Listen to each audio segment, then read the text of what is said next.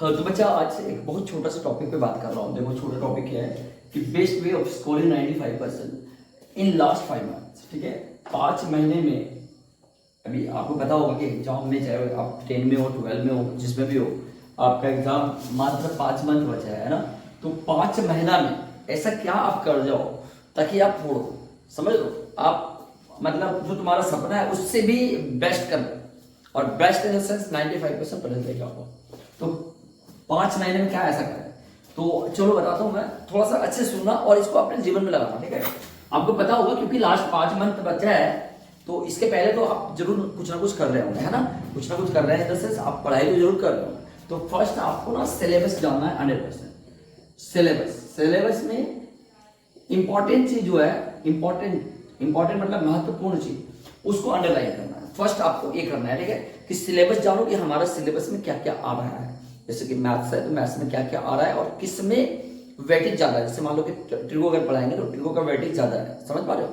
वैसे अगर मान लो कि कोई और चैप्टर है, जैसे मैं ज्योमेट्री बोलता हूँ तो ज्योमेट्री में 20-22 नंबर का क्वेश्चन आता है, उसका भी वेटेज अच्छा खासा है ना। तो इस तरह ना आप चैप्टर वाइज वेटेज पहले ढूंढो, और वेटेज ढूंढो। ये तो मैं उदाहरण दिया मैथ्स का, इस तरह आप साइंस में भी, इस तरह आप फिर एसएसटी में भी, हिंदी और संस्कृत और इंग्लिश सब में वेटेज ढूंढना है। ठीक है, कि किससे कितना ज्यादा आ रहा है। ठीक है, तो फर्स्ट आपको सिलेबस में इंपॉर्टेंट चैप्टर जो होते हैं उसे आइडेंटिफाई करना है। अगर कर लिया तो दूसरा बात क्या करना है, पीवाईक्यू लगाना है। पीवाईक्यू का मतलब होता है कि जो प्रश्न है ना, प्रश्न करना है, ज्यादा क्वेश्चन लगाना है। ठीक है, कोई भी चैप्टर है उसमें ज्यादा से ज्यादा क्वेश्चन लगाना है, और उससे ज्यादा क्वेश्चन लगाओगे। प्रीवियस ईयर क्वेश्चन जो होता है पीवाईक्यू में, प्रीवियस ईयर क्वेश्चन होता है, और प्रीवियस ईयर क्वेश्चन का मतलब जो आज से पहले आ चुका है। जैसे मान लो ट्रिगो पढ़ रहे हो, अगेन मैं ट्रिगो की बात करता हूँ, और ट्रिगो में इसलिए बात करता हूँ क्योंकि ट्रिगो बहुत बड़ा चैप्टर है ना, 10th के लिए बहुत बड़ा चैप्टर है। वैसे 12 के लिए इंटीग्रेशन बहुत बड़ा चैप्टर होता है। तो आप अगर ट्रिगो हो तो ट्रिगो को उठाइए और देखिए कि पीवाईक्यू क्या है, इसका प्रीवियस ईयर क्वेश्चन क्या है, पहले क्या क्या आ चुका है, और उसको लगाना शुरू करो। लगाओगे तो तुम्हारे दिमाग में आइडिया जाएगा कि अच्छा इस तरह का प्रश्न आ रहा है, इस तरह का प्रश्न आ रहा है, बात समझ लो।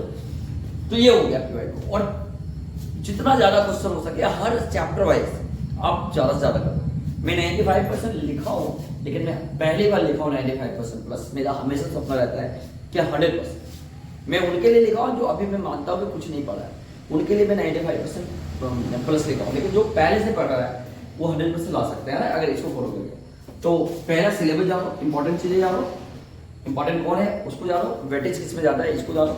दूसरा हो गया पीवाईक्यू मतलब समझ गया, प्रीवियस ईयर क्वेश्चन, पहले क्वेश्चन जो आया है वो किस तरह आता है, तभी तो दिमाग में मतलब दिमाग क्लियर होगा ना चीजों को लेकर।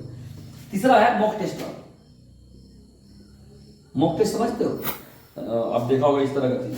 देखो ये हमारे क्या ऑब्जेक्टिव क्वेश्चन बैंक आता है ना, क्वेश्चन बैंक वगैरह टाइप का, तो इस तरह का ना क्वेश्चन बैंक आप लेके, और आप क्या करो ना, जैसे उसमें दिया रहता है 3 घंटा 15 मिनट का, तो उसमें आप लगाना शुरू करो।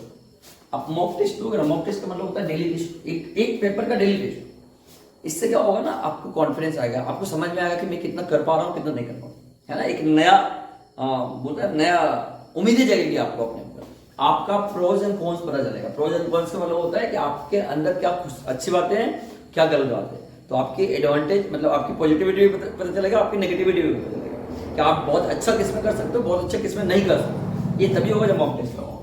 तो डेली बच्चा कम से कम एक मॉक टेस्ट लगाओ। ठीक है, तो पहला सिलेबस जानो, इंपॉर्टेंट से जानो, दूसरा प्रीवियस ईयर क्वेश्चन बनाओ, तीसरा मॉक टेस्ट लगाओ।